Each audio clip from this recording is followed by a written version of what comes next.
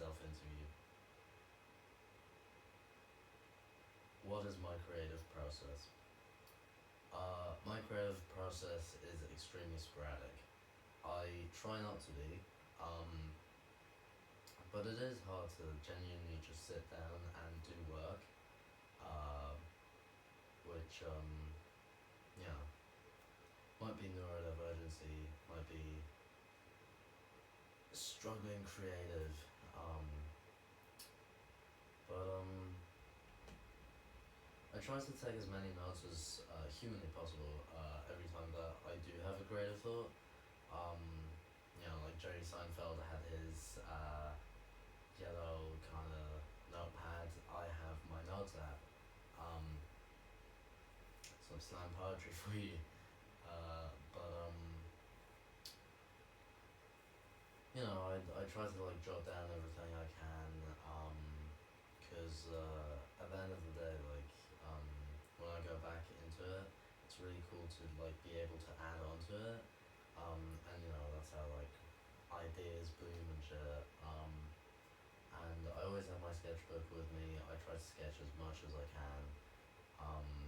But it's difficult sometimes to like actually stick with one idea because I think too much and I think too little in a weird kind of way, which is very fitting for the name of this project, which is Everything and Nothing. Because I find that in my creative process, it's always very much thinking about everything and nothing, because I always like think too grandly. There's the the scope of what I want to create is so vast that it eats its own tail and it just kind of becomes nothing again. So I try to, in my creative process, um, stick with a thing. It might branch out. It tends to do. Um, but at the end of the day, I do a lot of mixed media stuff. I do a lot of digital collaging, and then I paint it, or I print, or I sketch. I do like illustrations and stuff. I try to fling as much against an empty paper and see what sticks, in a good way. Um, not quite feces, not quite amazing poetic ability. But, it's close to a process. What is a crucial part of my work? I think, in my opinion, which death of the author I firmly believe in, so it's like, does it really matter at the end of the day? But I really do believe that artists like, which like big A word for me, but I really do believe that like artists have a certain responsibility to like not just comfort their audience with like telling them things that they already believe in, and just like confirming worldviews, but artists should genuinely push to actually confront their audience with their work and like make them think and give them new perspectives, worldviews, ideas, because I don't know, everyone's minds work so interestingly that I really just want to kind of show that in my own work as well. How kind of how just everything's so incredibly interesting, but at the same time it could just be nothing, you know. Like there's so much poetry to be written, but at the end of the day, you're just sitting in a cafe on a Sunday afternoon, hungover, and you're like eavesdropping, like example, but nonetheless.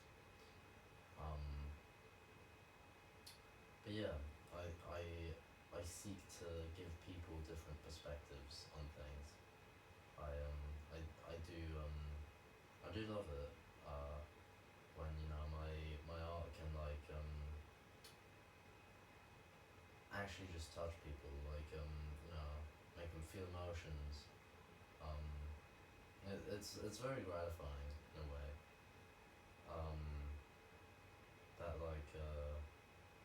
I don't try to be relatable. I try to be very kind of human. If that's not too pretentious, I don't know. Um, how does text come into my practice?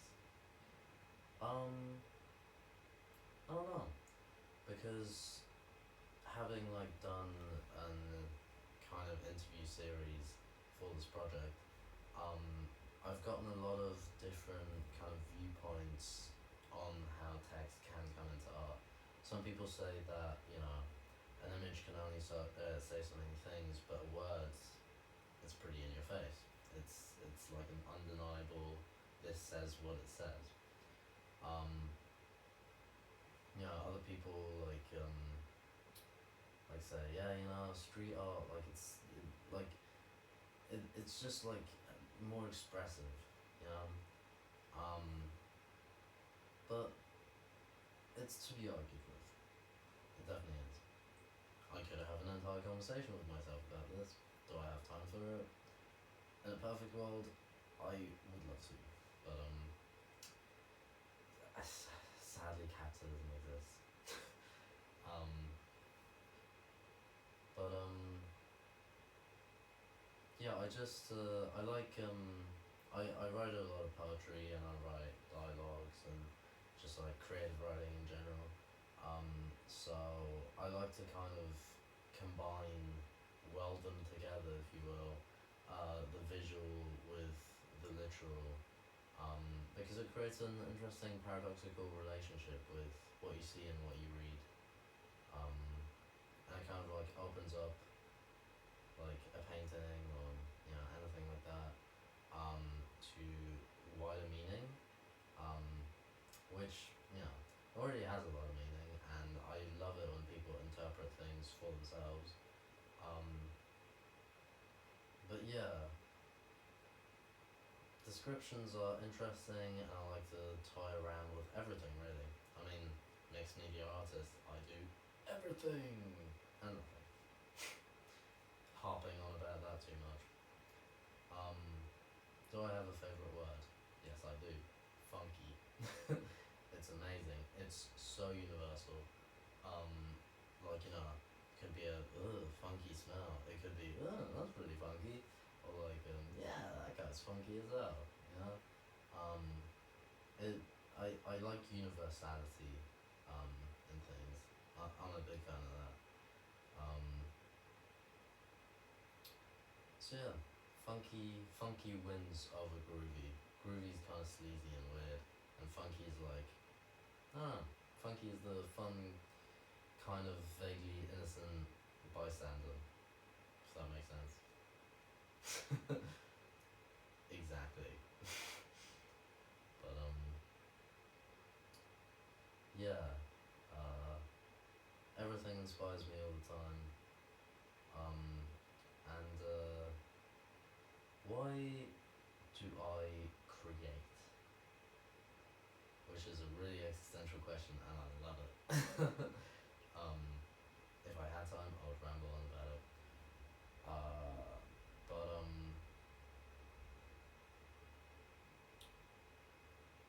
I also just love asking that question to people, because it's also different. I just I just really love knowing things. It's interesting. Um,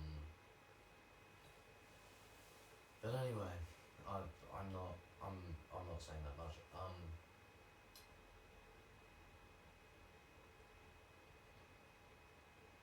Yeah. So why do I create? I've always had this innate sense of needing to run from things. Um, I've got the the usual, not the usual. I don't know why I'm trying to sugarcoat anything. I've got PTSD, and I'm a pretty anxious guy, and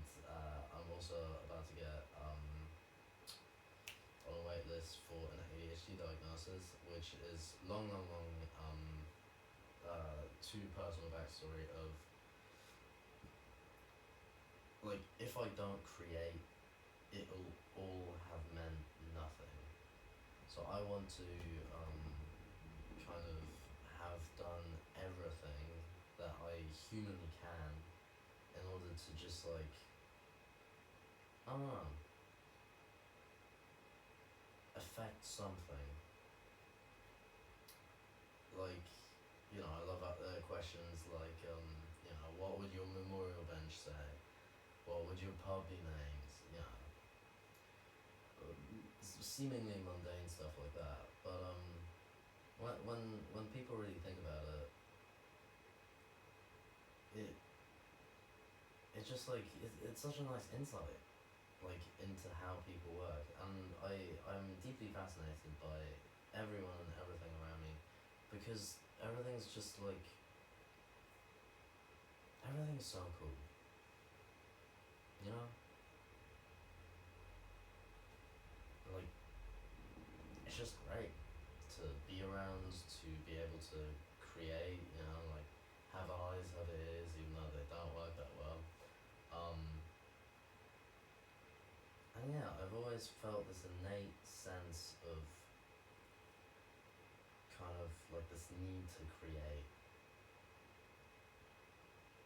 because at the end of the day, like so it's a nice good legacy to have. Um, not to be morbid. Um, but yeah, I don't know. I hope this was a good self interview, Charlie. Back to you, Charlie.